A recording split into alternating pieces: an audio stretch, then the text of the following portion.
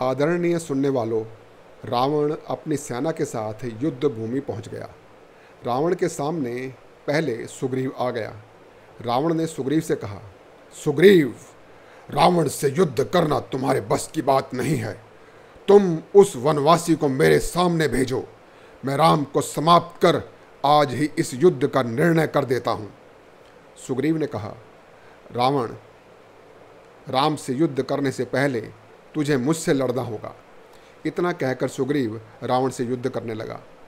थोड़ी देर में ही रावण ने सुग्रीव को परास्त कर दिया तो लक्ष्मण रावण से युद्ध करने आ गया। दोनों में युद्ध हो गया।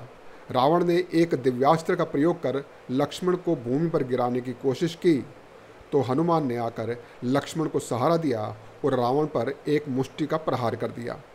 जवाब में रावण ने भी हनुमान पर एक मुष्टि प्रहार कर दिया तो श्री राम रावण के सम्मुख आ गए और उन्होंने रावण से कहा, वाह रावण, तुमने हनुमान की मुष्टि का प्रहार सहन कर लिया है। तुम कितने शक्तिशाली हो, परंतु तुमने अपनी शक्तियों का इस्तेमाल नीति विरुद्ध कार्यों में किया है, जिस कारण तुम इस दुर्दशा तक पहुंच गए हो। रावण ने कहा, दुर्दशा तक मैं पहुंच गया हूं? एक वनवासी को लंका के सिंहासन पर बैठा हुआ राजा दुर्दशा में दिखाई दे रहा है। राम ने कहा, हाँ रावण, ज्ञानी और अज्ञानी में यही अंतर होता है। ज्ञानी तुम जैसा हो और उसके मन में कपट हो तो उसकी अवस्था तुम्हारे जैसी ही होती है। लंका के सिंहासन पर बैठकर भी तुम्हें अपूर्णता का एहसास होता है। अपने साम्राज्य के खो जाने का भय होता है।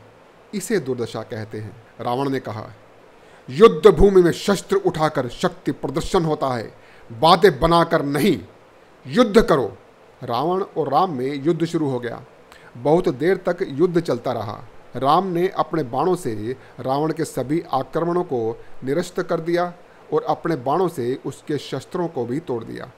रावण शस्त्रहीन निहत्था हो गया तो राम ने रावण से कहा, रावण, तुम राक्षस लोग युद्ध में नीति का पालन नहीं करते हो, परंतु हमारे यहाँ युद्ध नीति का पालन होता है। हम युद्ध में निहत्थों पर शस्त्र नहीं उठाते। जाओ और शस्त्रों के साथ पुनः युद्ध लड़ने आओ। रावण असहाय हो गया और राम से हार कर लंका लौट आया। अपने महल में वह बेचैनी से टहल रहा था। उसकी बेचैनी बढ़ती जा रही थी कि राम ने उसे निहत्था होने पर युद्ध में मारा क्यों नहीं। उसकी बेचैनी को देखकर उसके नाना सुमाली ने कहा, रावण, तुम इतने बेचैन क्यों दिखाई दे रहे हो? तो रावण ने कहा, नाना श्री, आज युद्ध में मैं राम के हाथों हार गया था। उसने मेरे हाथों के सभी शस्त्र तोड़ दिए थे। मैं निहत्था हो गया था।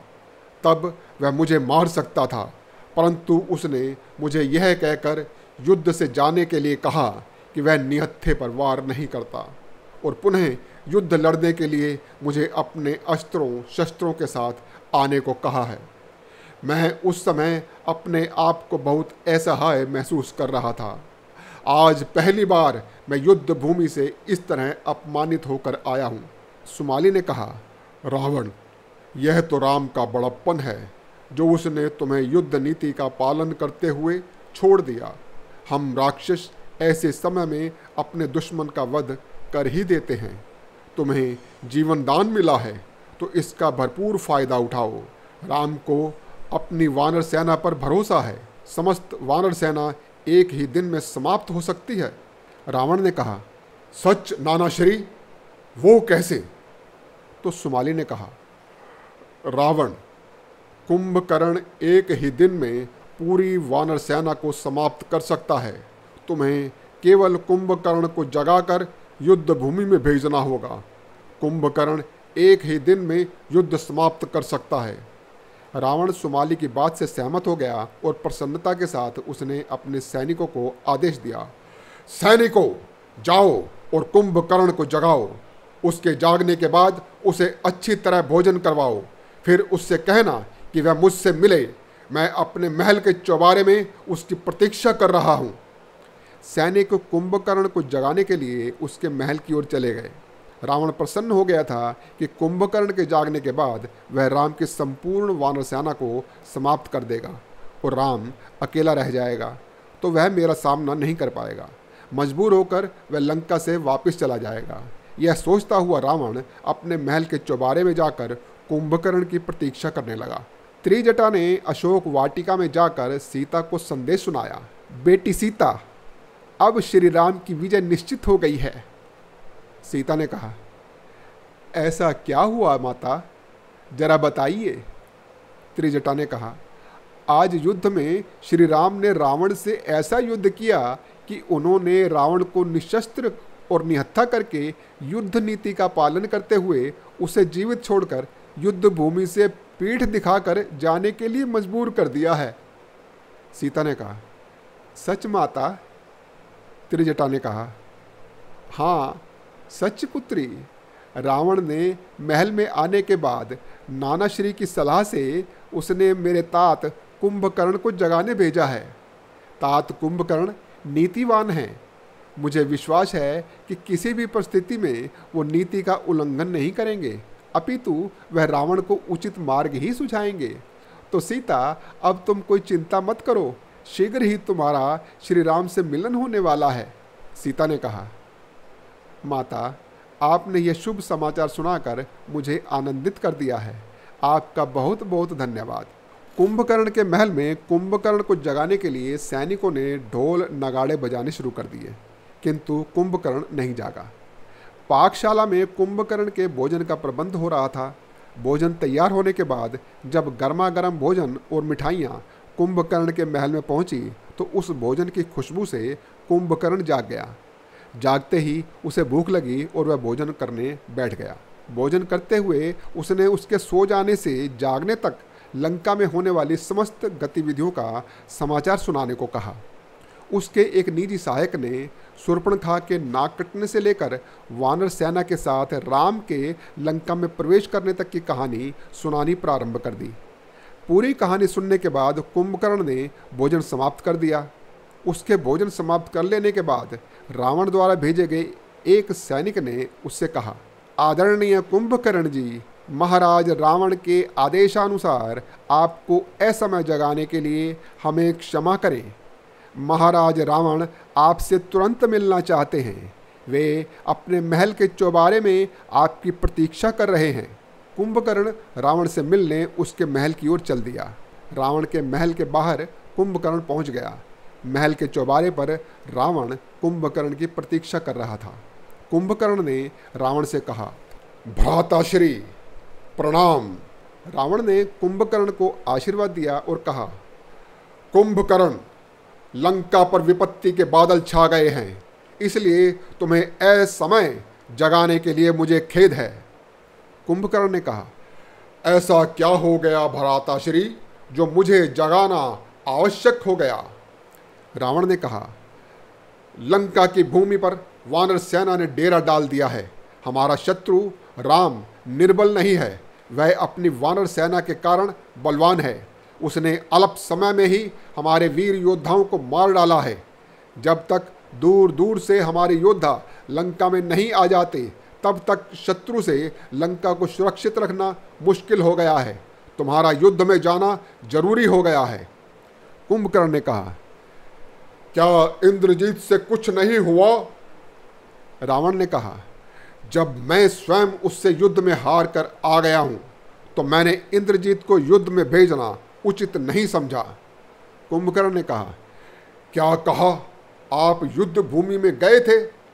रावण ने कहा, हाँ, युद्ध भूमि में हमारे सेनापति प्रहस्त, सेना नायक दुर्मुख और मकराक्ष तक मारे गए हैं। हमारी सेना का मनोबल टूट गया था। उनका मनोबल बढ़ाने के लिए मैं स्वयं युद्ध में गया था। शत्रु निर्बल नहीं है। राम ने युद्ध में हमारे सभी शस्त्रों को नष्ट कर हमें निहत्था कर दिया था। उसने उस समय हमारा वध नहीं किया। युद्ध में मरने से हमारी वीरता को दाग नहीं लगता, परंतु उसने हमें अपमानित करके वापस भेज दिया। हमें चोट तब लगी जब उसने हमें कहा कि वह निहत्थों पर वार नहीं करता। सारा संसार हमारा उपहास करता होगा। सीता भी हमारा उपहास करेगी। आज राक्षस जाति की लाज तुम्हारे हाथ में है। तुम्हें राम से रावण के अपमान का बदला लेना है। कुंभकर्ण ने कहा, तीनों लोकों का विजेता रावण, जिसके सामने श्रीहीन शस्त्रहीन होकर रह गया, उस पर आपने ध्यान नहीं दिया कि वास्तव में श्री राम कौन हैं। रावण क्रोधित हो गया और उसने कहा, कुंभकर्ण, शत्रु को श्री लगाकर संबोधित मत करो। कुंभकर्ण ने कहा, महाराज, आंखें बंद कर लेने से सूर्य का प्रकाश लोप नहीं हो जाता। जो तीनों लोकों के स्वामी स्वयं श्री नारायण हैं, उन्हें श्री राम ही कहना पड़ेगा। नारद ने मुझे बताया था कि नारायण ने राक्षसों का नाश करने के लिए अयोध्या के राजा दशरथ के घर जन्म लिया है। भैया, श्री राम की पत्नी माता सीता, जो साक्षात जगदम्बा हैं, आप उन्हीं का अपहरण कर लाए हो। रावण ने कहा, उसने हमारी बहन का अपमान किया था। कुंभकर्ण ने कहा, तो वीरों की भांति उससे लड़ना था। चोरी से उनकी पत्नी का अपहरण करना आपको शोभा नहीं देता था। भैया, धर्म का स्थान सबसे ऊंचा होता है। एक राजा का कर्तव्य है कि वो धर्म का पालन करे। आपने भाभी मंदोदरी और अपने छोटे भाई विभीषण की नीति युक्त बातों को भी नहीं सुना। आपने नीति के विरुद्ध कार्य किया है। केवल अपनी काम वासना का बहाना ढूंढा है आपने। उसी का फल आज लंकावासी भोग रहे हैं। रावण ने कहा, कुंभकर्ण, ये समय मुझे ज्ञान देने का नहीं है। ये समय उचित या अनुचित बताने का नहीं है। माना मैंने सही समय पर नारायण को नहीं पहचाना। मैंने सीता का अपहरण कर गलत किया। जो हो गया वो हो गया, अब उसे पलटा नहीं जा सकता। वीर लोग ऐसी बातों में समय नहीं गंवाते। ये समय संकट का है। इस समय तुम्हारा क्या कर्तव्य है, तुम वही बात करो तो उचित है। अन्यथा जाओ, पहले की भांति सो जाओ। हमें तुम्हारी कोई आवश्यकता नहीं है। कुंभकर्ण ने कहा, भैया, आपने मुझे समझा ही नहीं है। मैं आपका सच्चा हितैषी हूँ, इसलिए मेरा कर्तव्य है कि मैं आपको सही मार्ग बताऊं। आपका साथ देना मेरे लिए लाजमी है। मैं आपका छोटा भाई हूँ। अपने जीवित रहते आपको हर संभव मदद देना मेरा कर्तव्य है। आप युद्ध की चिंता छोड़ दीजिए। आज शाम तक उन वनवासियों का अंत निश्चित है। मैं आपके लिए रणभूमि में मर जाऊंगा, परंतु अपनी पीठ नहीं दिखाऊंगा। ये मेरा वचन है। रावण ने कहा, मृत्यु की बात मन में क्यों लाते हो? कुंभकर्ण ने कहा, भैया, युद्ध में जाने से पूर्व मैं एक बात कहूं? रावण ने कहा, हाँ कहो। कुंभकर्ण ने कहा, अगर मैं रणभूमि में मारा गया तो समझ लेना कि वो स्वयं नारायण हैं और उन्हें कोई परास्त नहीं कर सकता। अपने कुल को बचाने के लिए आप माता सीता को लौटा देना और श्री राम की शरण में चले जाना। आपका राज अकंटक होगा। रावण ने कहा, तुम्हारे जैसे भाई को खोकर मैं अकंटक राज का क्या करूंगा कुंभकर्ण? अपने कुटुंबियों की मृत्यु के बाद ऐशो आराम हराम है। तुम जाओ और मृत्यु की बात मत करो। युद्ध में विजयी हो। कुंभकर्ण ने कहा, मैं युद्ध भूमि जा रहा हूं भैया। कुंभकर्ण युद्ध भूमि की ओर चल दिया। मर्यादा पुरुषोत्तम श्री राम की आगे की कथा मेरी अगली वीडियो में। राम कथा सुनने के लिए आपने मेरा चैनल अभी तक सब्सक्राइब नहीं किया है तो जय श्री राम कहकर सब्सक्राइब कर लो। बोल सियावर रामचंद्र की जय।